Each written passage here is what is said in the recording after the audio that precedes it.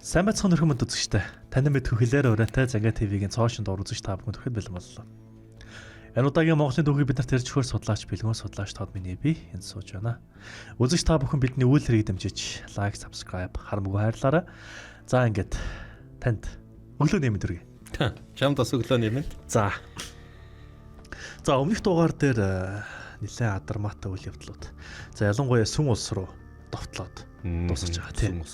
Энэ бол ер нь үндсэндээ олон жилийн турш үргэлжилсэн дайны төгсгөл гэж ойлгож болох уу? За бараг болно доо. Гэхдээ энэ нангиад үндэстэн буюу хэрэгэншилтэй дайцсан олон жилийн дайн л да. Өшөө цаашаагаас усуудаа болохоос үзэн шүү. Ер нь явах хаа. Ер нь явна шүү. Сүн улсын хувьд л тэгж байгаа. Сүн улсын хувьд бол ер нь яг тийм байгаа. Тэгээ таны өмнөх дугаар дээр сонирхолтой юм байсан. Уулна хятадд сууж байгаа Монголын хаан хобилаа. Тэгсэн мөртлөө цагаан эдмийн цаанаас монголчууд нь довтлоод байна гэдэг байгаа шүү дээ. Яагаад тэгээд байгаа юм бэ? Чи уул нэг хаантай болчихгүй юм уу? Хайдуу ч Монголын хаан болох гэдэг шүү дээ. Тий. Тэгээ яасан? Хөвлөг хүлэмжшөрөхгүй шүү дээ. 3 ялыг тулгаав шүү дээ. Тий. Өмнөх үед монголчууд гэхдээ хятад руу довтолдог байсан үеийн шалтгаан нь бол нөгөө бараа таваарын хомсдааны гачиглаас үүдэлтэй довтолдог байсан гэдэг байгаа шүү дээ. Тий. А энэ удаадаа бол тийм биш. Тийм биш. Чи хууль ёсны хаан биш ээ. Үгүй ээ, би өөрийн улсаа байгуулсан гэдэг. Ерөнхийдөө эн чинь юу л да? Алтан ордны улс, Илхаант улс, Цагаадан улс, Хувлаан Юан улс гэд 4 хаагдчихад байгаа. Гэхдээ өгөөдөө эзэмшил гэж одоо байгаа шүү.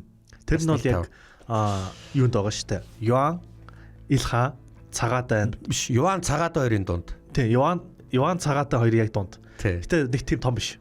Бас томоо энэ Шинжааны газар нутаг штэ. Нөгөө дөрөвтэйгээ харьцуулахад бол нөгөө дөрөвтэйгээ харьцуулахад бас нөгөө гуравтайгаа харьцуулахад бол тийм ээ бас тийм. Гэхдээ бас түүхэнд одоо энэ үзэгчид хэрвээ энэ Хюан улсын үеийн газрын зургийг ингээд Google-с хараад үзэх юм бол байд юм билээ. Бас л том байгаа. Хайдуугийн нутаг гэд.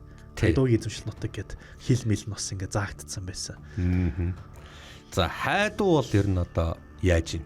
Бас л ховлоотой үзнэ гэд бас л нэг зовоосон юм болж байгаа. Харин бас 80 гэдэг ноён бас л энэ бослог гаргана. Утгагүй. Энэ 80-гийн бослог гэж одоо ховлагийн үед бас болсон юм. Хайдуугийн талд орно гэд ингээ зүтгэсэн. За хайдуу болцдог үнэхээр хайд хэсгээр бол божигнуулна. Харин Ихван улсын соён гэгэрлийн талаар би ярьсан шүү дээ. Хожим нь Марко Поло яах вүлээ? Нутагтаа очиод орчлонгийн элдв сонин гэдэг номоо бичнэ. Гэхдээ одоо он цаг нь хараахан болоогүй байгаа болохоор одоо Марко Поло ч надад тэмдэглээ хөтлөө яваад байгаа шүү дээ.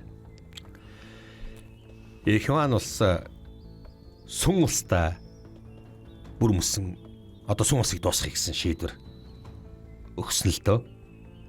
За ингээд 1279 онд энэ шийдвэр 79 оны хавар.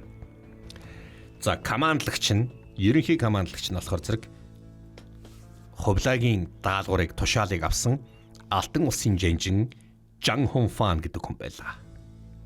Одоо яаж ийн? Яг адилхан жанжин явуулж штэ. Адилхан нангиад хүн явуулж штэ. Харин баян жанжныг явуулна, ажуу жанжныг явуулна. Ерөнхий командлагчаар Жан Хунфаныг тавьсан нь бас л яаж ийн? Удирдагч нь бас нөгөө сүн улсынхаа аашаар шиг мэддэг хүнийг тавьж байгаа. Харин сүн улсын талаас өмнөд сүн улсын талаас Жан Шижэ гэдэг хүн ерөнхий жанжин болж гарч ирсэн. Харин Юан улсын талаас бол баян жанжин 2 түмэн зэрэгтэй. За 50-аас дээш байлдааны ус онгоцоор одоо очно гэсэн тийм даалгавартайгаа. Сүн улсыг эзэлж ээж цаан чин дээр хүлээгүүгийн улстай далаагаар холбогдох гэдэг байгаа байхгүй. Мөн Камакурагийн Японы улстай эдийн засаг харилцааг таслах гэдэг байгаа. Энэ бол Хувлааны бодлого. Сүн улсын цэргийг ашиглаж өөрөө ариг бөхөд дарсан уу? Дарсан. Одоо эргээд гуйлан та нар надтай инх тайвны гэрээ байгуулад ингээ сайхан цэрэг мэрэгэн ашиглуулад ингэжсэн чинь та нар чинь өөрөө энэ юу вэ? Камакурагийн шагунтай бас харилцаатай юм шүү дээ. Тэгэхээр чин зэрэг та нар бас бидний дайсантай холбоотой болохоор зэрэг бид нар бол та нартай одоо гэл баслыг шалтгаан хайр л да. Энэ үнэн. Харин монголчуудын философи энэ үед хിവэрэ байсан болов үгүй байсан болов гэдэг дээр би эргэлцдэг. Монголын эзэнт гүрний философи тэр их тамган дээр байгаа. Мөнх хөх тэнгэрийн хүчин дор далай хааны суу залин доор гэж байгаа байхгүй. Яг энэ бол Монголын философи байсан. Харин Гээгцэн түүхийн Отхон Баяргаа бас энийг аюул сайн тайлбарлаж өгсөн шүү дээ. Энэ бол монголчуудын философи байсан. Сэтгэлгээнийхэн голомт нь байсан юм а гэд. Мөнх хөх тэнгэрийн хүчин дор далай хааны суу зал доор гэж байгаа. Харин энэ далай хаан өнөөдөр хувлаа юу? Үгүй баха. Хувлаад Их Иван улсын Шизу хаан хувлаа гэж энэ цолыг өргөмжилсөн. Орчуулах юм бол хувлаацсан хаан л гэсэн үг. За ямар ч хэлсэн энэ их Монгол улсын энэ хаадын үргэлжлэл тийм ээ, хаадын бодлогыг бол өөрөө үргэлжлүүлж явсан. Ингээд сүм улсаа одоо бүрмөсөн эзэлж авъя гэж шийдсэн байна. Сүм улс 200 мянган цэрэг гаргасан одоо энэ удаа. Зарим хүн ард нь зүхтаагаад, зарим нь Иван ус руу ороод урваад ч гэдэм үү, зүгээр амьдрал хайгаад ч гэдэм үү. Тэгэхдээ бас энэ 200 мянган цэрэг дотор нь бол тулаанд бэлтгэгдээгүй цэрэг биш хүмүүс ч байсан. 1000-аас дээш ус онгоцтой. Тэгэхдээ жаахан тээврийн ус онгоц байсан. Байлдааны ус онгоц биш. Цаан чин ажуу жанжин эднэр чин байлдааны ус онгоц орчих шүү. Жан Хонфан жанжин эднэр чин байлдааны ус онгоц орчих шүү. Тэгэхээр усан онгоц гэдэг ойлголт бол зөвхөн далайн тээврийн л биш ээ. Одоо усан тээврчнийх биш. Усан тээврийн бас цэргийн гэдэг юм чинь гарч ирж зоригтой байсан бол одоо цэрэг дайны зоригтой усан онгоц нь гарч ирж гэсэн үг тийм. За 3 жилийн өмнө буюу 1276 онд Өмнөсөн улсын сайд түшимдүүд Фужоо мужид зүгээр ойртож хилээ тогтоох гэсэн монголчуудтай жаахан муудалцсан. Монгол цэргүүдтэй жоохон муудалцаад харвалдаад мөргөлдөөд байлдаан үсгчгээд за тэгээд монголчуудаас зүхтаагаад өөрсдийн нийслэл болох одоо Линан хотод одоо оргонцсон дид нийслэл Линан хотод оргончихсан. Бас нэг хилийн мөргөлдөөн болно доо. За яг энэ үедээ болохоор зэрэг эзэн хаан Гунди гэдэг одоо эзэн хааныгаа монголчуудад оцлуул гэдэг ингээд найртай хацуутаацсан байхгүй. Үндсэндээ хааныгаа орхио явцсан. Хаанаас урвсан гэсэн үг. Соёлыг байгаа. Ли Гундигаас урвсан гэсэн үг. За энийг бол Лиан хотод болсон асуудал гэж үзэж байгаа юм л да. За тэгэхээр зэрэг монголчууд нөгөө хааныг нь бариад авсан л да. Тэгсэн чинь нэг хоёр залуу одоо хоёр сүн улсын хүн Гванди хааныг барьж аваад за бид нар ямар ч гэсэн таныг бол энэ монголчууд Иван улсын цэргүүдэд өгөхгүй хамгаалнаа. Тийм болохоор зэрэг бид хоёр өөр ингэсэн 1000 цэрэгээрээ таныг хамгаалъя гэд 2000 цэрэгээр Гунди хааныгаа хамгаалж маш мундаг одоо чадвартай байлцсан. За тэгээд байж итэл нөгөө хааны орхио зүхтцсан байгаа нөхдүүд шүү дээ тий. Жааси гэж нэг 9 настай бацааныг хаан ширээнд нь суулгачихгүй юу? Хаана аавыг нь баяртай торгуул тий чи бол зүгээр одоо золиос гэчихэд 9 настай бацааныг хаан ширээнд суулгачаад хаанд нь та ингэж удирдвал дээр ингэж удирдвал дээр гэдэг 9 настай бацааны юугаар өөрөөсөө удирдъя гэж ботсон болол та. Гванди хааны хүүгээр. За харин 1277 онд Фужоо руу монголчууд дайрсан.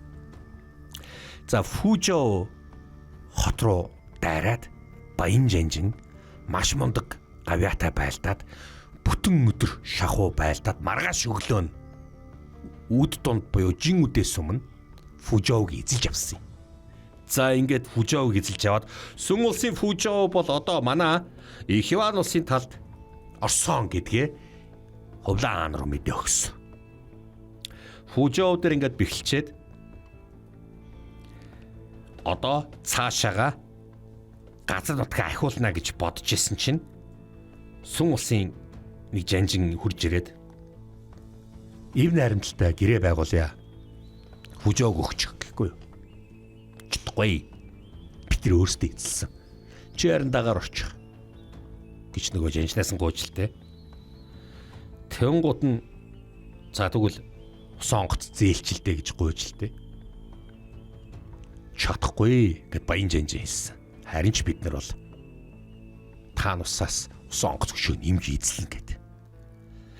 За харин нөгөө Жан Шижээ гэдэг нэг одоо сонгогдсон жанжин ба штэ. За энэ газрыг заагаад өгөө гэж нөгөөдөл нэлсэн. Энэ Сүм улсын жанжин Жан Шижээг хаана байгааг заагаад өгөө гэд. Бид нар чамаар заалгуудахгүй тэртээ тэргүй болно гэсэн. Яг тэгж хэлсэн. Тэвэн гут нь за тэгвэл бид нар ухарлаа гэд нөгөө жанжин чинь одоо ингээд ухарсан байна.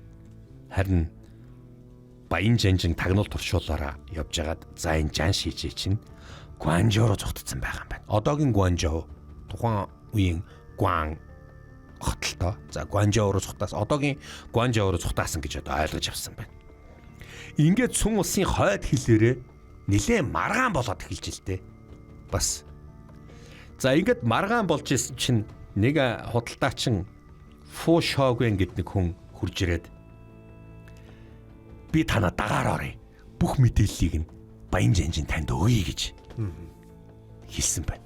Тэнгуут нь баян жанжин тэгвэл чи энэ худалдаа арилж байгаа нэрээр Сүм улсын дотор юу болж байгааг надад мэдээл гэж хэлсэн байна.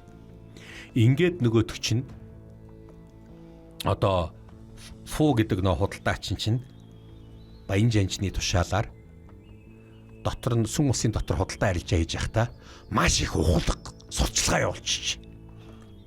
Юан ус руу устад бүх ард түмэн сайхан амьдарч байгаа тэнд ядуу хүн байхгүй алб татвар говчуур нь бага. Яахаараа заавал ингээ Сүм улсад ингэж байж идэг ингээд энэ ухуулга сурталчилгааг 2 жил хийсэн байгаа. Гөөмөн сайхан уруулах үйл ажиллагаа хийсэн гэсэн үг.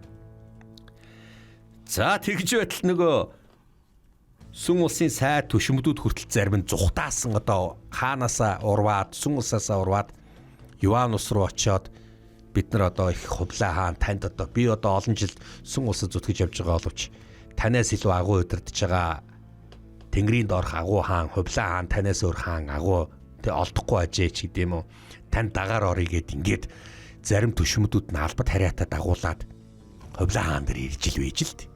Дүнх нь Хувлаа за гэд наашаа үрээдэр гэд. Гэвч ерөнхийдөө бол Юан ус бууж өгөхгүй гэж Сүм улсын засгийн газар шийдсэн учраас усан фолото өгчүүлж эхэлсэн байна. Ямар ч байсан байлдъя гэд.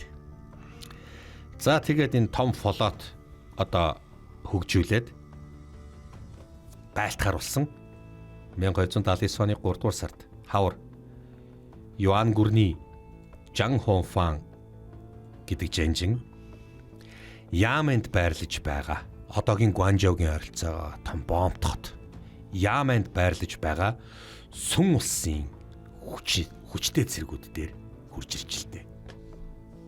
Эдгээр бидний өдөөс зүгээр нэг тээвэрлэг шонгоцоор л байлтгах байгаа юм байна. Юу хүн байх вэ? Харин бидний онгоц бол жинхэнэ цэргийн онгоц. Хувлаа хааны тушаалаар галал за одоо яг яаж ийн? Их газраас байлтж гэсэн. Яманас одоо Гуанжоу руу яг чинь нэг усан онгоцноос одоо харвагч шидэгч гэдэг юм уу? За буудах ч гэдэг юм уу? За яг ийм байлдаан болж эхэлсэн. Төвхт нөгөө нэг Сүм улсын нөгөө нэг одоо цэргүүд нь хүрээд ирж штэ. Сум нь хүрдэг үү? Айртж ирээд одоо буудахаас өөр аргагүй болчиход байгаа юм л да. Гэвч тэдэрт нөгөө нэг дарай айгуу сайн хөгжүүлсэн. Тэгээд нэг юм тислэгч маягаар буудаж исэн бол монголчууд болохоор зэрэг одоо Юан улсын цэргүүд шүү маягийн зэвсгийг маш сайн хөгжүүлсэн. За одоо яаж ийн? Ойртоод ирэн гутал буудаад унгаачаад байдаг. сүм улсын тэр онгоцуудыг буудаад унгачаад байдаг.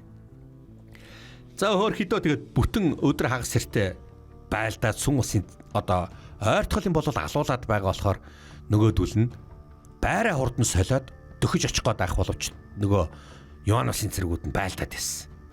За ингээ бүгднгийн устгаад сүм улсын одоо хүч рүү шууд дайрна гэд дайрч ороод Гуанжоуг эзэлж авсан байна.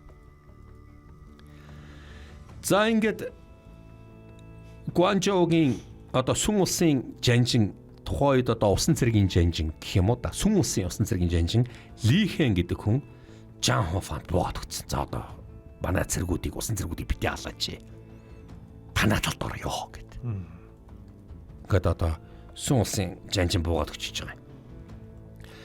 Тэгвэл чи надад агаар орж байгаа бол өөрийнхөө цэргээ удирдаад миний игнэнд ороод танаа тэр мó жан шижэн жанжинтай чинь байлдах газрыг чинь заагаад өг гэж л тээ.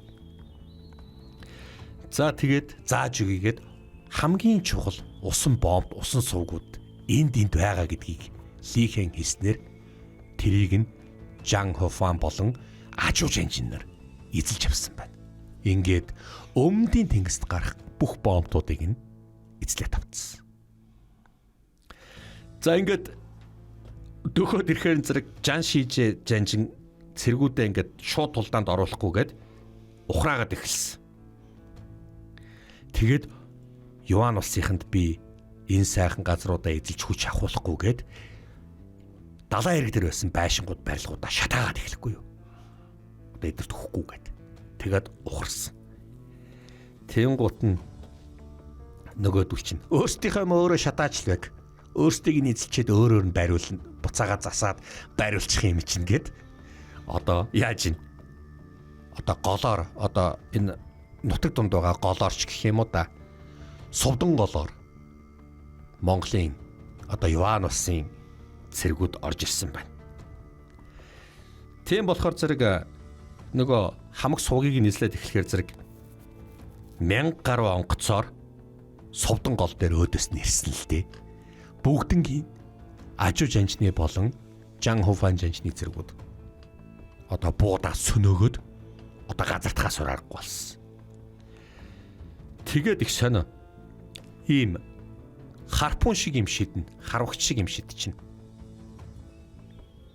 Тэгээд тэр нь одоо очоод дайсны онгоцыг оно штэ. Эсвэл эрэг газар дээр очоод зоогдохдоо нэг юм зангуу шиг арцгар юмар ингээд газар шигдээд ингээд зууралдчихдаг.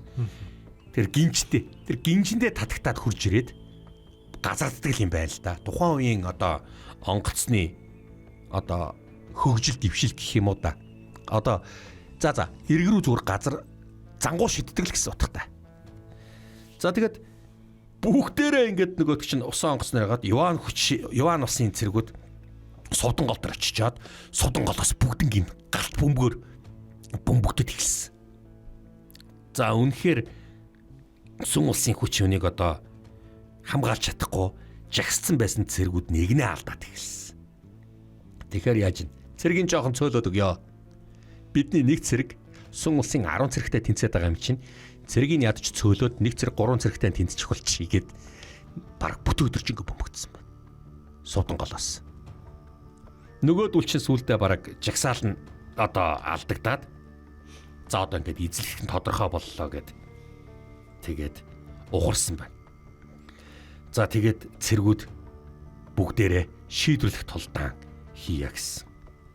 3 дугаар сарын 19 1279 оны 3 дугаар сарын 19 буюу Ямэнд болсон. Ямений тулалдаан гэж түүхэнд ингэж бичигдэж байгаа. За энэ том тулалдаанд бүгдээрээ шийдэж Монголын одоо Юан улсын цэргүүд ороод цэргүүд рүү дайрч ирсэн. Хариуд нь бас ингэж дайрч ирсэн. За ингээд айгүй том тулалдаан болсон гэж ярьдээ. Бараг энэ тулалдаан бараг 2 хэртэй өдөр үргэлжилсэн. Арайч 3 өдөр шээ зүгээр 2 өдөр бараг үргэлжилсэн. Ёстол бие биентэйгээ усан онгоцноос ч байлдаал, их газар дээрч байлдаал, энэ тэнд шатсан гал давтсан цэргүүд, гал давтсан усан онгоц бараг хүмүүс шатсан хүмүүс ойрлол. За ингээд бүгдээрээ одоо эцсээ хүртэл байлдаад Жан Шижээ шилдэг цэргүүдэд цуглуулад 19 онгоцтой одоо хаан эзнээ аваад бүслэлтийг ингээд сэд цохоод зудаах гэж оролцсон. Тэгээд маш их хүчээр дайрсан болохоор бүслэлтээ сэтлүүлээгүй. Тэгээд 19 онгоцтой нь бүгдээрэнтэй нь устгаад баг 9-ийг нь устгаад энэ том тулдаан. За тэгээд одоо Юан улсын цэргийн хүч бол маш хурдан маневралдаг байраа сольж исэн болохоор энэ тулдаанд бол за үнэхээр одоо дийлдэхээс аргагүй болсон. Ингээд Хуайзун хааныг одоо олзлаад авсан байна. За одоо ингээд Сун улсын хааныг олзлаад авлаа шүү дээ. Төвнгут нөгөөдөг чинь олзлогдохгүйгээд өөрөө замдаа таарлцсан болгоныг одоо Жан Шижээ чинь очоод яг олзлоод авах гэж байхад нь очиж байлдаад хааныг аваад нэг хажуутлын арал руу цухтаа гэж бодож одоогийн Хонконгийн арал руу цухтаахаар шийдсэн байна. Харамсалтай нөгөө усан онгоц нь гүйцэгдчихжээ л дээ.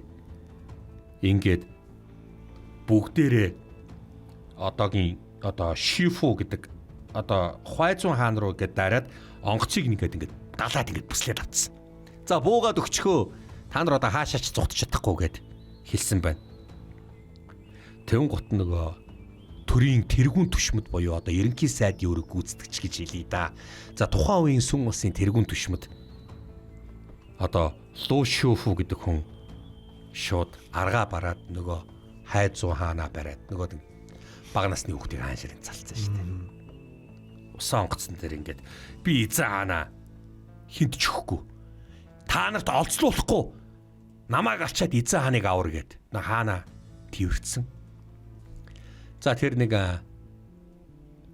11-12 настай л хаан байсан. За ингээд одоо Хуайзун хааныг би хинт ч өгөхгүй гэд. Тэнгот буугаад өгчхөө. Ховлаа хааны чинь жаахан хүүхд юм чинь өршөөчих бах. Та нар тэртээ дэргүй ялагдсан гэж хэлсэн. Хаанаа өгөхгүй гэж хэлсэн. Тэгээд хаанаа тэрврээд ус руу үсэрсэн. Ингээд живж өгсөн. 1279 онд Яманы тулдаанд ингээд 7 өдөр байлцсан гэж ярьдгийн түүхэнд. Одоо Сүн улсын түүхэнд бичигдснээр одоо ингээд 7 өдөр байлдаа 7-оос 10 өдөр ингээд байлдаа чинь айгүй олон байлдаан болоод бас ухраас сэлгээл амраал юм болж байгаа шүү дээ. Тэгээд ер нь Яманы тулдаан бол 2 өдөр үргэлжилсэн. Яг ирэг дээр нь очиод байлцсан. За энэ амар том тулдаанд бол Сүн улс одоо бүрмөсөн. Юан улсын цэрэгт ялагдсан. Үүнээс хойш 7-8 өдрийн дараа 100,000 гаруй цогц усан дээр ингээ хөвөө гараад ирсэн. Эргээр дүрэн зах нь харагдахгүй дандаа л одоо энэ Сүн улсын цэргийн цогц байсан. Тэгээд залуу хааны цогц ч гэсэн хөвжсэн. Одоогийн Шинжэн хотын Шөөкү гэдэг хаваас залуу хааны цогц бол олдсон. Нөгөө нэг ус руу тэврээд үсэрсэн шүү дээ тэр хааны хүүг. Одоо хаан хүүгээ. Харин түүний булш нь бол харин одоо олтлоолдоогүй. Жан Шижээ тулдаанаас бол амжилттай зүхтагаад амьд гарчсан гэж түүхэнд Сүн улсын түүхэнд бичигдсэн байна. За харин тэгээд дараагийн хааныг сонгочихё. Энэ хааны хамаатны хүү байгаа гэдгийг Жан Шижээ жанжин бол мэдчихсэн байна. Тэгээд танаа хаан Хуайзуу чинь нас өөд болцсон. Шинжээний ойролцоо Шэвкү газраас олдсон гэж байна. Одоо чи хаангүй болсон гэд мэдээ ирж илдэ. Чи бууж өгөө гэд. Тэнгутан Жан Шижээ. Үгүй ээгөө. Би бууж өгөхгүй. Би ямар ч л байсан. Өөрийнхөө цэргүүдээ бууж өгөхгүй байх тушаал өгнө. Тэгвэл Юан улсын одоо усан онгоцод өөрлөв чинь ирж байгаа гэд. Тэнгут нь сэлмээрээ өөрийгөө зүсээд амиа орлсон. Жан Шижээний цэргүүд удирдлаггүй болоод зүхтаасан Юан улсын усан онгоцууд араас нь хөөссөн. Тэгээд ирэг дээр гараад ирэх юм бол бүгднийг барья гэж хэлсэн. Нөгөөдүүл нь ирэг дээр гараагүй. Хэд хоногийн дараа далайн шуурга болсон. Нөгөө ирэг дээр гараагүй сүн улсын үлдэгдэл зэрэгүүд нь бүгдээрээ далайн шуурганд орс сургаггүй болсон гэж түүхэнд ичсэн. За ингээд сүн улсын эзэн хаан Хуайзун нь сүн улсын хамгийн сүүлчийн хаан байсан. Харин тэр хүн нас барснаар сүн улсын мөхөл болсон. Хувлаа хааны мэдлд байсан Юан гүрэнд одоо хятад улс, өнөөгийн хятад улс тэр чигээрээ атганд норсноор 1279 оны 3 дугаар сар хаврд 3 дугаар сарын 19-нд Яманы тулдаанаар сүн улс эзлэгдлээ. Хувлаа бүх хятадыг өөрийн мэдлэлд оруулав. За 1211 онд Алтан улс руу их хаан цэргийн хөдөлгөнд дайрсан юм Чингис хаан. 1279 онд бүр мөсөн Нангад үндэстний энэ улс үндэстэн Монголын хаанд буюу монголчууд эзлэгдлээ гэсэн үг. Тэгэхээр ийм байгаа юм аа. Монголчууд нийт хятадыг эзэлтлээ. 60 жил шаардагджээ. Харин Самарканд Хорезмиг эзлэхэд 7 жил өстэй. Цаашаага тэгээд энэ Новгород эднүсийг эзэлж авсан шүү дээ.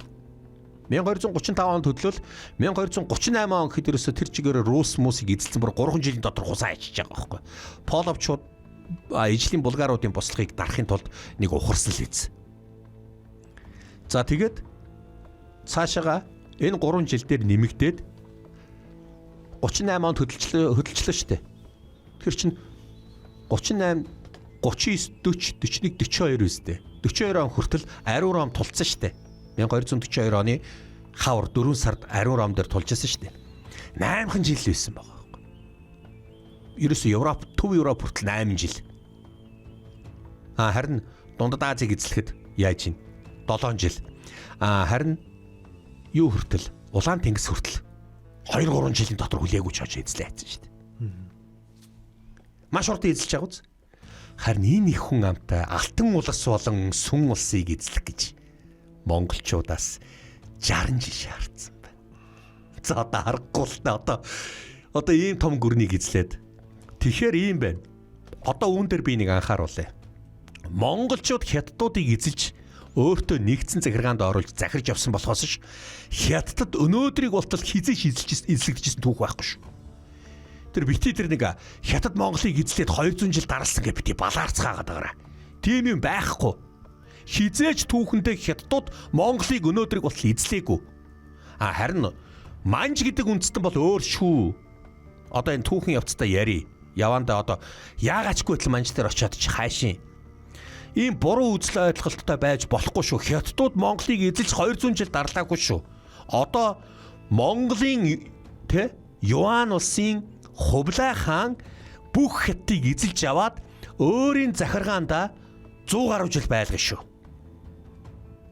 Үүнийг бас түүхэн үн зөвөө ойлгоорой.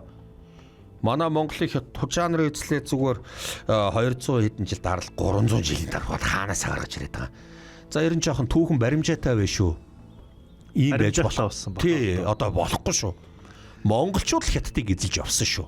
Хятадыг эзлээд одоо захиргаанд оруулсан. Нийт бүх хятадын газар нутаг ингээд Хувлаа хааны захиргаанд орох нь.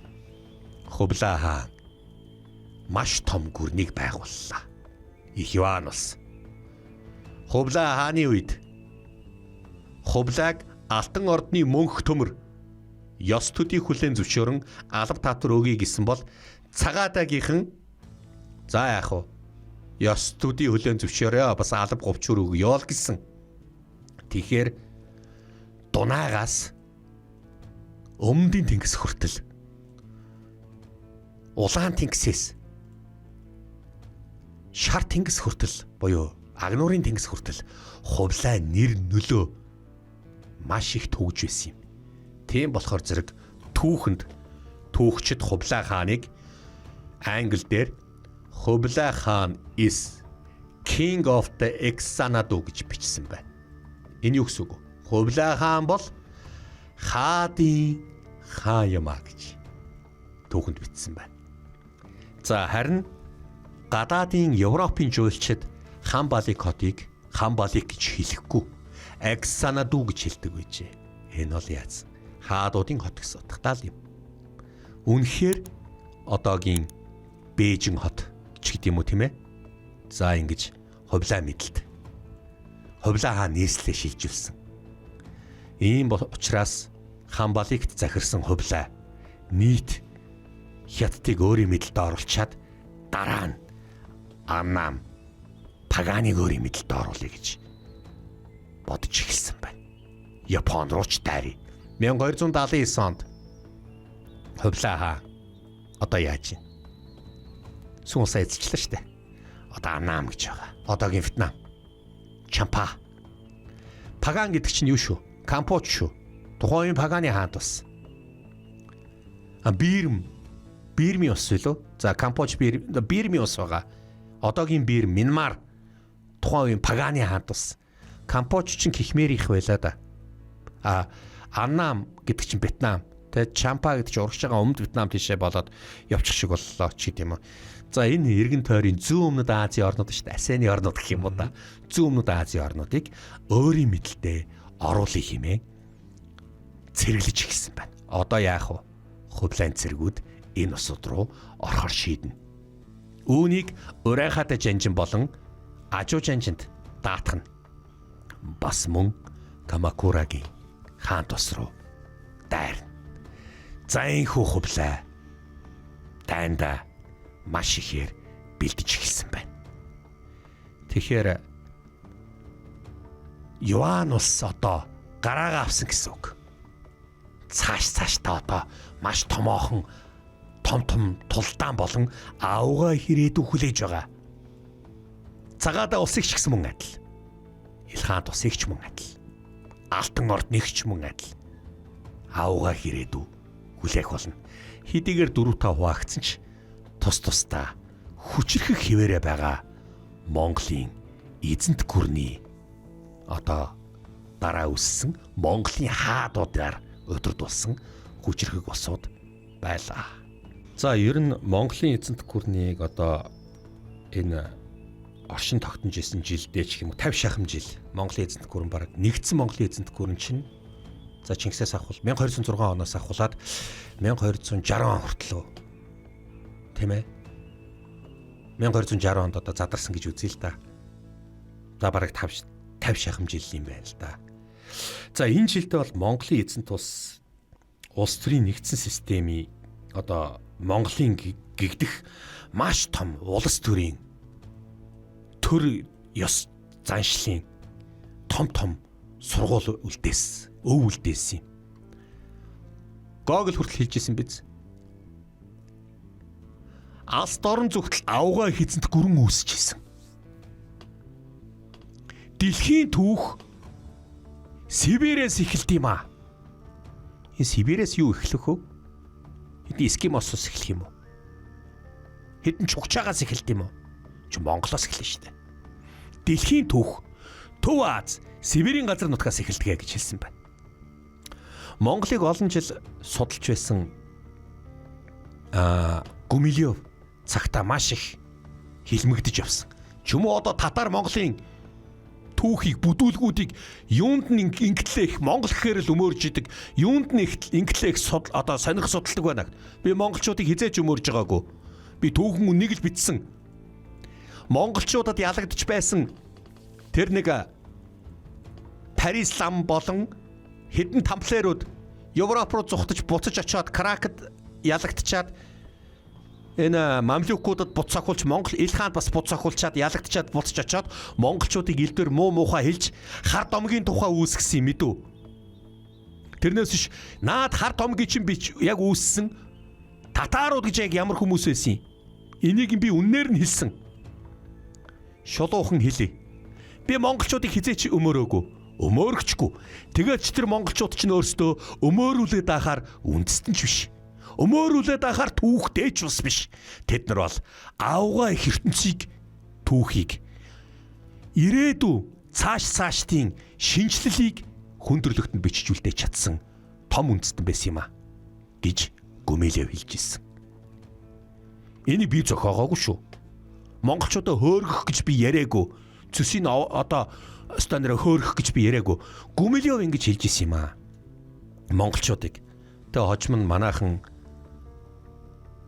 нэг шагнчихгүй дээ. Тэгээд ядчих медаль өгчихгүй дээ. Тэгэд Гүмилев хожим тэгсэн байдаг шүү дээ. Би монголчууд хизээч гомдохгүй. Монголчууд намайг марцсанд би яасан ч гомдохгүй. Наад шиг зөндөө олон судлаач нар байдгаас л хойш намайг мартах бол байдаг л асуудал. Монголчууд намайг марцсанд би хизээч гомдохгүй. Харин монголчууд Чингис хаанаа мартцсныг л би ёстой ботоод олоог умдаал гэж хэлсэн байна. Тийм ээ. Энэ бол бас л догшин цаг үе байсан. 37-оос 41 оны хооронд айхтар юм болсон л доо. 1900 штэ. 1937-оос 41 оны хооронд их гүрний хойд хөршийн их гүрний аимшигтай бодлого Монголд ирсэн л дээ. За энэ одоо яванда цагийн ирэхээр энэ биднээс ярианд явагдах байлгүй дээ. За ингэхэд л ёстой нэрээ өөрсдийг нь хэн болтлыг нь мартална. Энэ одоо их гүрний бодлого гэдэг чинь амар байгааз. Хин гэдгийг нь мартална их гүрний бодлого явуулсан байна шүү дээ. Аллах, хядлага, хүчирхийлэл айхтар юм явуулсан байх нь байна. Ёстой энэ үдэл сэлэмшиг арт түмэн шилбүр шиг болсон болчих байсан ч гэж магадгүй. Нэг хүнийг, нэг намыг дахин шүтэх. Өөрийг нь дэглээд өөрийг нь хүн биш болгоо айцсан одоо Монгол биш болгоо айчхад л үргэлж өөрийг нь шүтэж ингэж явах тийм юм болох нь биш үү? Энэ бол аимшигтай цаг үе байсан. Тэр Гүмилев хэлсэн. Монголчууд намайг мартсанд би гомдохгүй. Монголчууд Чингис хаанаа мартсныг би ойлгоогүй гэж хэлж ирсэн. Монгол хүн бол бүгдээрээ Тэнгэрийн элч нар юм. Тийм болохоор бол эртний үндэстэн нэгдэл дэлхийн нэгдсэн үндэсний байгууллага заавал хэлсэн орох ёстой. Улс үндэстэн юм а гэж жавхрал нэрөө нүүбийн эндэр дээрээс хэлж ирсэн. Энтгийн анхны ерөнхий сайд одоо удирдахч байсан хүн шүү дээ. Тийм ээ тийм. Өнөөдөр Монгол бид нар их газараа түгжигдсэн хүн ам цөөтэй жаахан хөгжил буурай болж бүтгэх удирдагч нартай байгаа л бах. Гэхдээ монголчууд хүн төрлөختөнд 13 дугаар зуунаас 20 дугаар зуун хүртэл маш том улс төрийн сургуулийг бүтээсэн. Сэлжукийн эзэнт улс, их Монголын, Алтан ордын, Османы Туркийн, Кремийн татарын, Доолон төмрийн, Евразийн энэ өргөн удам нутагт 700 жил янз бүрийн одоо хугацаагаар оршин тогтнож байхдаа бүгдээрээ л Монголын эзэнт гүрний их сургуулийг өөрөмшүүлж авсан үргэлжлэн байсан. За өнөөгийн Азийн олон улс Казахстан, Кыргызстан, Тажикстан, Узбекистан, Туркменистан ч гэдэм үү. Энэ маш олон орны энэ улс төрийн уламжлал нь Цагаадагийн л сургууль дээр, Цагаадагийн хаант улсын сургууль дээр л үүссэн. Чингисийн их засаг, хууль олон жил үйлчилсэний үр дүнд дор нөрөндийн харилцааг урд байгаагүй маш их өргөн цар хүрээгээр өргөжүүлж исэн бас түүний түүхийн хамгийн том баримт болж үлдсэн. Монголчууд өнөөдөр дэлхийд дахинд маш их хэмийг авчирж исэн үнэн. Монголчууд Европ Аз хоёрын соёлыг Аз-Европ хоёрын соёл биш үү? Тэр тэнд байгаа Европ, энд байгаа Аз хоёрын дунд байгаа. Энэ хоёр соёлыг үүсгэгчд байгаагүй ч гэсэн хооронд нь соёлын хувьд бол тээвэрлэгчд яах аргагүй байсан. Монголчууд хятадуудаас алтан усаас, сүн усаас маш их хэмийг сурсан. Дарийг яаж хийхийг, буу яаж судахыг ч гэдэм үү. Мөн зүг шиг заадаг луужин ч гэдэм үү. Энэ болгоныг бол бүгднгийн сурсан. Европ даваач зааж гисэн. Нэгсэндээ Аз-Европын соёлыг тээвэрлэгчд нь монголчууд байсан юм аа. Монголчууд харин хүн төрлөختөнд өнөөдөр юу хийж бүтээж өгсөн юм бэ гэдэг дээр бас одоо хэлье. Тэрнийг дайраал, тэрнийг эзлээл, тэрнийг алаал, тэрнийг хятаал, гал усны үеийг дахуулаад, хайр найргүй устгаал, алж хятаж хөнөөгөөд л Яастай нэрэ бүр цус урсгаал, цусан гол урсгаал монголчуудтай нэрэ бусад улс үндэстнийг өмдөндөө шээлгээл энэ яагаад байгаа? Дээрэмчин, тонуулчин, алуурчин, хядагч. Алуурчд байсан түүхтэй байсан юм уу? За үгүй шүү. Тухайн цаг үеэр нь зөвтгөх юм бол тогшин цаг үе байсан. Гэхдээ алуурчд байгаагүй шүү. Төв Азийн болон дэлхийн дахины хөгжилд дэлхийн эзэнт гүрэн болж 13 дугаар зуунд дэлхийг глобалчилж байхдаа хүн төрлөختөнд яг юу өгсөн бэ? Монголчууд чөлөө туталтааг хамгийн түрүүнд хөгүүлэн дэмжиж хүн төрлөختөнд чөлөө туталтааг үүсгэсэн. За тэгэхээр худалдаачин гэдэг чинь их ядаргаатай юм байна л да. Чамаас би 10 төгрөгөөр юм авчаад би тэр нөхөрт 20 төгрөгөөр зарччихлээ. Дундаас нь яаж ийн? Мөнгө нь гарчихгүй юу? Тийм болохоор зэрэг энийг бол мараал талаас нь авч үзээд идэг. Дэлхийн ямар ч улс орон мараал талаас нь авч үзээд болж өгдөг. Худалдаачин хуруу хазаавал хулгай. Энэтэрэгэд болж өгдөг.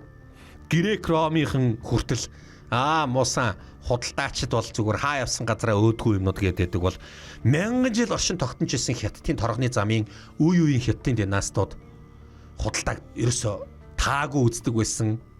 Хятадын их сэтгэгч Лао Цзи, Күнз нар ч гэсэн худалдааг сайшаадгүй. За тэгээд Есүс Христ ч гэсэн бас худалдааг сүмээс худалдаачдыг хөөж исэн ч үе байгаа. Худалдаагаас өөр аргаар амьдрч чадахгүй еврейчүүд буюу жүүдүүд хаа явсан газараа үзэн ядагддаг шалтгаан чинь бас эндээ л байсан биз.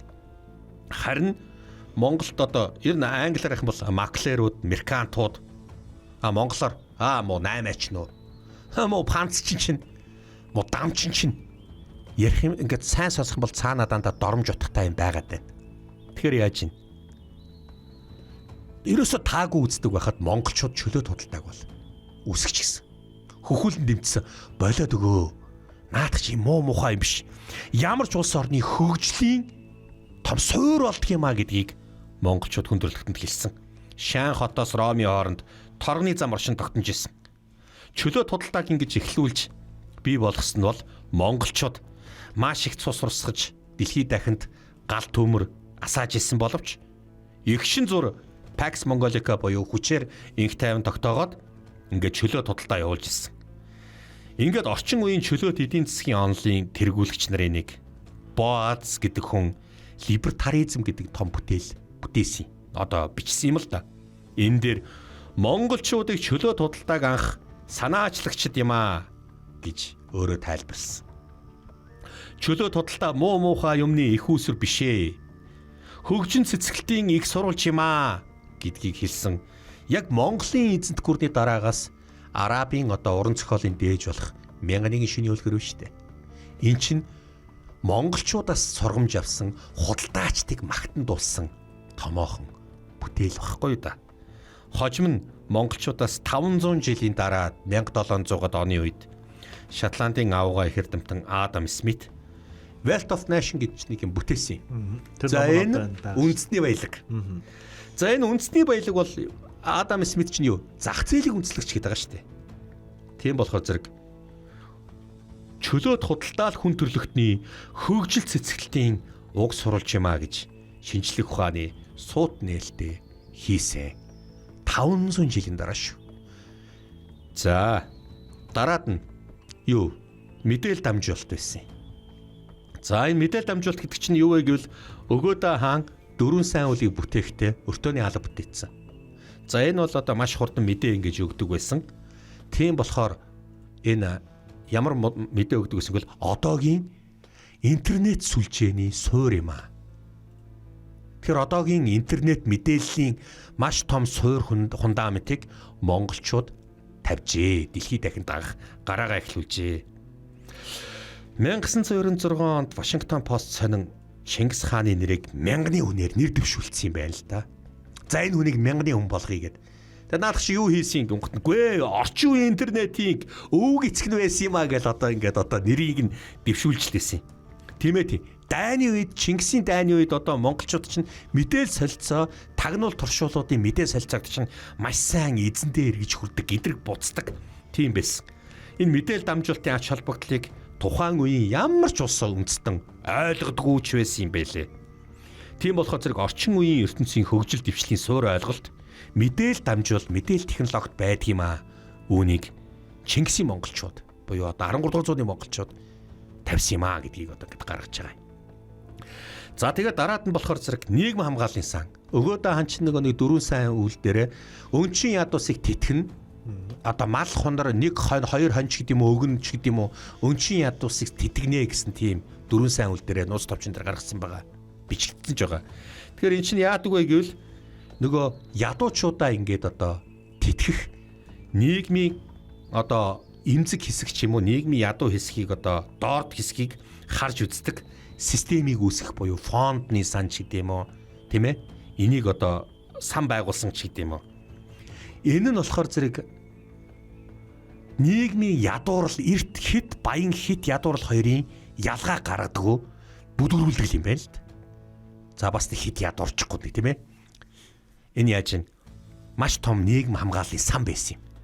Тийм болохоор зэрэг хожим нь 500 жилийн дараа Прүссийн эзэн тулсын төмөр канцлер Отто фон Бисмарк нийгмийн ядуу хэлсийг тэтгэх төрийн санг байгуулж ирсэн юм байна. За тэгээд өөр хүүхдүүдээ ингээл асраад байдаг патриарх маргийн үзэлтэй гэсэн санаанаас үүдэж байна. Одоо наад нэг юм өдий болтон тижээгээд тахтай яд юм ба болооч ч гэдэг юм үү те. За яах вэ тийм ч байж болно л доо. Гэхдээ л энэ нийгмийн хамгааллын сан гэдэг чинь яаж юм? Баян ядууг бол бүдгэрүүлдэг юм аа. За монголчууд дараад нь шашны үйлчлэгийг хийсэн. Маш том шашны үйлчлэл. Марко Поло бол 17 жил одоо Хувлаа хааны ордонд шадар сайдаар нь хийж байгаад за тэгээд нутагтаа буцаж очихдоо хар хорим хот гээд миний байсан газар Хувлаа хааны байсан газар чинь бүх юм нь өөр байсан. Тэд нэр чулуу шатаагаал түлээ хагаснаас илүү дулаахан галтай. Жуул уурхай юм уу хайшин тийм ээ. Хэргэл нүүр сэргэлжсэн болол та. Тэд нар бид нар шиг алтан зоос кармалж явахгүй цаас өгөөл ингээл худалдаа арилж байгаа хийчихдэг юм бэлээ. Бүх шашин сүм хідэ бариад бүх шашны тэргүүнүүд хоорондоо ертөнцийн үзэл талаараа ертөнцийн үзэл талаар маргалтын бэлээ гэж за бит худлаа хэлээд байгаа. Чичд жиг худалч юм да Марко арай чи ингэж санаанаасаа зохиож болохгүй шүү гэд ингээд болж өгдгөө. Гүй би худлаа хэлээгүй тэнд яг тийм байсан би 17 жил байсан гэдэг. Гүй чи худлаа хэлээд байна гэдэг.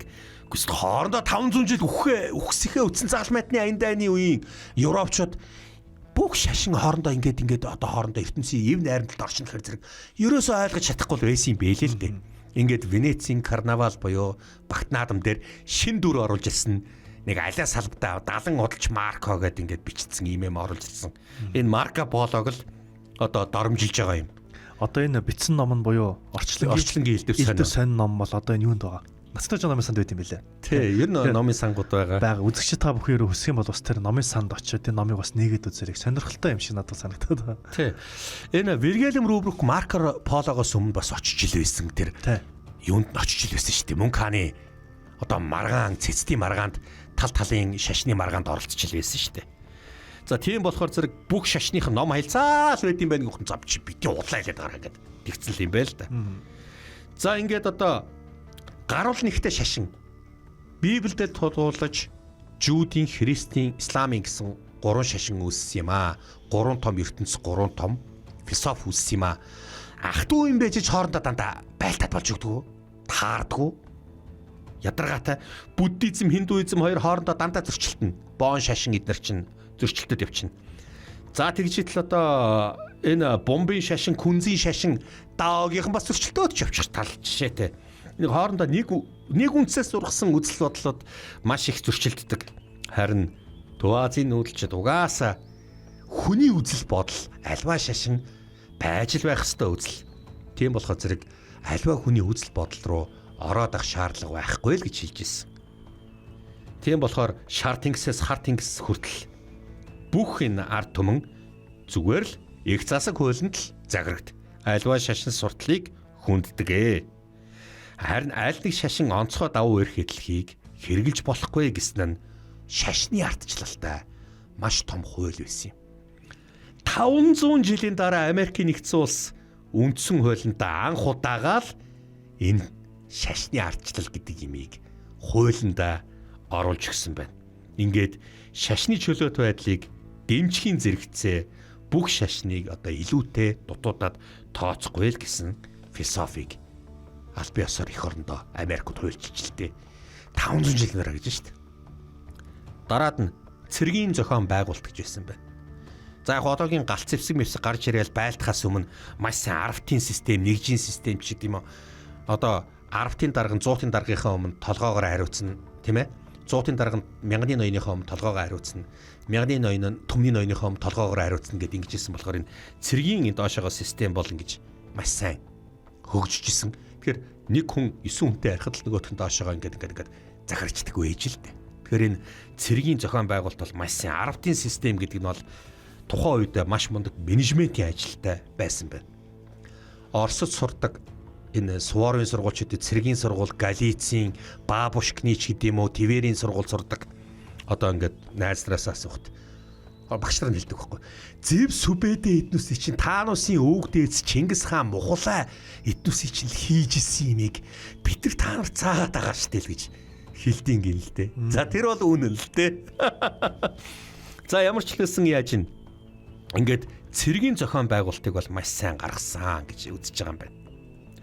Универсал түүхэн бичлэгийг монголчуудаас анх гаргасан. За энэ универсал цадиг бол ерөөсө Персийн эрдэмтэн Рашид ад-Дин бол одоо Газан хааны Жафар байж л дээ. Илхан Газаны Жафар буюу төшмөд байсан. Судрын чуулган Газан хааны тушаалаар бичсэн юм аа. Судрын чуулганыг бол нэг уншихад бол гимгүй. Монголчуудын тухай л байдیں۔ За энэ судрын чуулганыг яаж бичсэн гэвэл дандаа л одоо ер нь альва өмнөх бүтээлүүд дандаа л одоо хязгаарлалтанд нэг талыг барьсан болвол харин бүх талыг энэ үед Европод ийм юм болж байв, Бизантд ийм юм болж байв, Мамлюкд ийм юм болж байв, Русд ийм юм болж байв, харин Тувазад ийм юм болж байв, Сүн усад ийм юм бол, Юан усад ийм юм болж байв гэдэг ч юм уу.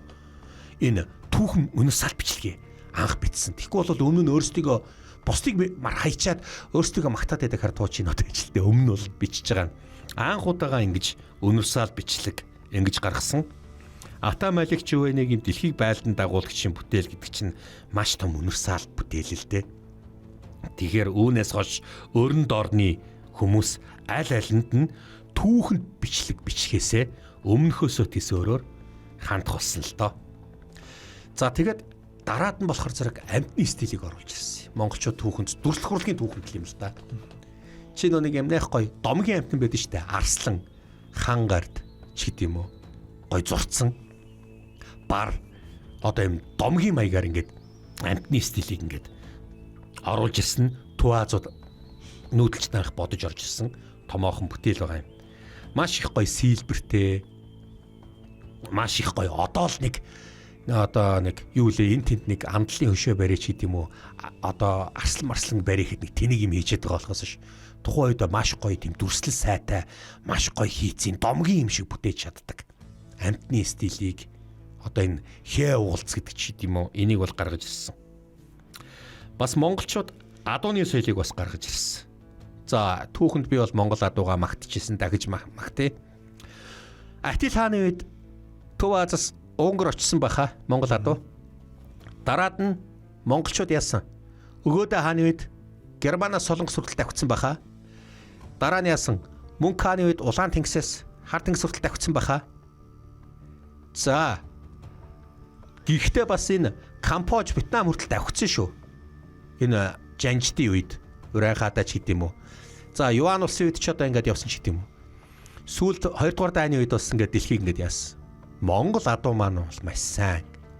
Би одоо адууга ямар ч үед өмөрн Монгол морьдоо түүхэнд Монгол морь ямар мундаг вэ гэдг нь батлагдчихад байна шүү дээ. Хэд зөндөө одоо батлагдчихад байна. Тэгэхээр нүүдэлчд чинь явган цэрэг гэж байхгүй. Хүн болгон морьтой, мориос хэлгээд морьдоо юулээд яваад байдаг болохоор яаж ин адууны соёл бүхэл бүтэн том адууны соёлтой. За тэгээд энэ адууны соёлтой дөрөө одоо ингээд чарга хийчдэг. Дөрөөнөөсөө холбосон. Тэгэхээр дөрөө өмд гэдэг чинь адууны соёлоос гарч ирсэн хувцас юм аа Монголын. Энэ хүн төрлөختөнд бас өгж байгаа. Тэр дээр үеийн кинонд нэг морноос нь хийстэл жадар харавчаад байдаг, нуусмар харавчаад байдаг чинь имээлгүй байсан байхгүй. Дөрөөгүй. Тэд нэг адууны соёлоос улбаалan дөрөө гэдэг нэг юм гарч ирсэн. За тэгээд адуунаас гүүний сүү ингээд исгээд айрыг хийчихдээ штэ. Жоох ингээл дуны артдаг алкогол маягийн. Энд чинь нүүдэлчдийн адууны соёлоос гаргаж ирсэн. За тэгээд адуу морино магтсан сайхан зөндөө олон дуу зөндөө л байгаа. Тэгэхээр хамгийн анх хүндрэлтэнд адууны соёл гэж юм байдаг юм а гэдгийг бол гаргаж ирсэн.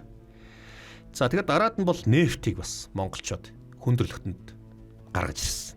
За Америкийн нэгдсэн улсын сансар судлал буюу одоо энэ NASA-гийн музейд орчин үеийн хөдөлгүүр технологийн амин сүнс болсон газрын тосыг хүний хүндрэлтний хэрэгцээнд анх ашиглагчд нь монголчууд юм а гэд бичсэн байдаг. NASA-д шүү. Америкийн нэгдсэн улсын NASA-д. За яг хуу 19-р зууны сүүлээр Рокфеллер нөөний газрын тосыг олзруулад керосиныг гаргаж ирэхээс өмнө энэ нефт хар алтны баялагын талаар хүндрэлтэн сайн мэддэггүй байж. Харин монголчууд бол амархан шатдаг юм байна гэд энэ шатамхай бодис догшин шүүж гэдэг юм уу, гал авалцуулаад хэрэм хан руу шиддэг ч гэдэг юм уу, төөмөр тавьдаг ч гэдэг юм уу. За ингээд газрын тосоор норгол маш хурдан шатдаг, удаан асдаг ч гэдэг юм зэвсэг болгож ашигласан. Анх нефтийг зэвсэг болгож ашиглаж хүндрэлтэнд танилцуулсан монголчууд. За тэгээд дараад нь болохоор зэрэг дипломат талтчгүй ирэх. За чи хэрвээ санаж байгаа бол грек ромчууд бол ер нь бол дайн байлдааны үед тусгай тийм тэмдэгтэй модон пайз өгдөг илчээ явуулцдаг байсан. Дээр үед бол дайны үед бол ингэж явуулцдаг байсан. За харин грек ромын үеэс хойш энэ талаар ойлголт байхгүй байхад монголчууд пайз гэдэг юмыг хэрэгжүүлсэн. Дахиж ирлээ, пайз үзүүллээ. Их хааны зарлаг үтсэн арсан хүн аюутгаа биширдэггүй. За ялуу тавтаа морилч гэдэг юм уу. За энэ бол анхны дипломат паспорт байхгүй. Гадаад паспорт энэ чинь гадаад явж штэ тий. Паза үзүүлэл гадаад явждаг. Дипломат паспорт гэсэн үг л дээ. Яг хөө хожим нь би түрүүн хэлж явах дөргөн хатан гэд нар чинь бас нилээн одоо хамаагүй очруулж авилгадаад ингээд өртөөний албад очруулсан гэдэг. Ямар ч байсан дипломат паспорт бол энэ одоо болтол дэлхийн томоохон музейд, за бүр Ватиканы музейд ч гэдэм үү, том хөгжилтэй улсуудын музейд бол ингээд хадгалагдж байдаг юм билээ. Монголын Изааны алтан гэргээ маягийн улсууд.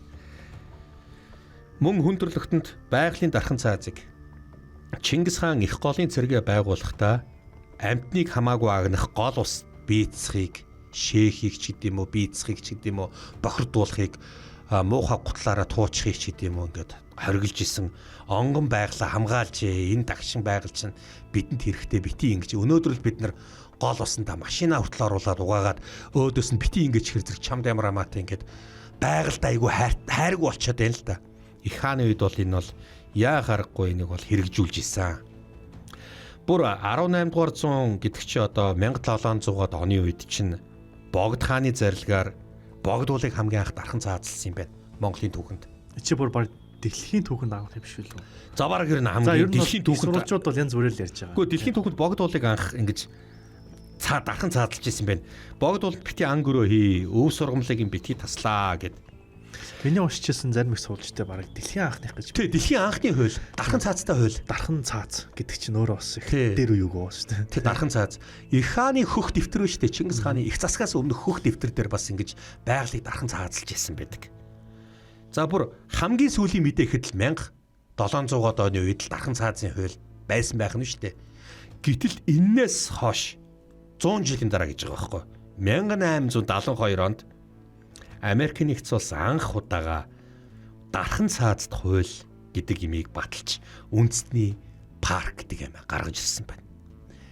За ингээд Монголын эзэнт гүрэн оршин тогтнож явах хугацаанд хүн төрлөختөнд ийм олон имийг өвлүүлж үлдээсэн шүү. Үүнийг мэдэж аваарай. Битэнэх одоо зүгээр тухайн цаг үе дайн байлдаа зүгээр алаал хядаал байсан түүх бол биш ээ. Дэлхийн ертөнцид ноёлж исэн юм чинь хүн төрлөختөнд юу нээж, юу бүтээж, юуг санаачилж, юуг өвлүүлж өгсөн бэ гэдгийг мэдэж аваарай. Бидний өвгдөөц энэ болгоныг хийсэн шүү. Тийм учраас энэ бүхэн бүгдээрээ өнөөдөр Монголын бахархал шүү. Монгол гэдэг чинь ийм ус үндэстэн шүү. За үүнийг сайн мэдж аваарай. Хойч үеийн залуучууд минь ээ. Үзэгчтэй. Эрхэм мөндөд шүүмжлэгчтэй, эрхэм мөндөд үзэгчтэй, эрхэм мөндөд сонсогчдоо бидний үг дээдсийн түүх бол ийм агуу шүү гэдгийг би та бүгд бас хэлж байна. За баярлалаа. За ихтэй бидний цаг явцсан. цаг тайлсан байна За тийм. цаг тайлж. Тийм ээ. За баярлалаа. За үзэгчтэй ч гэсэн бидний нэвтрүүлгийг төвчээртэй сонссон та бүгд баярлалаа. Энэ удаагийн дугаар ир хүнэд дууслаа. Баяртай.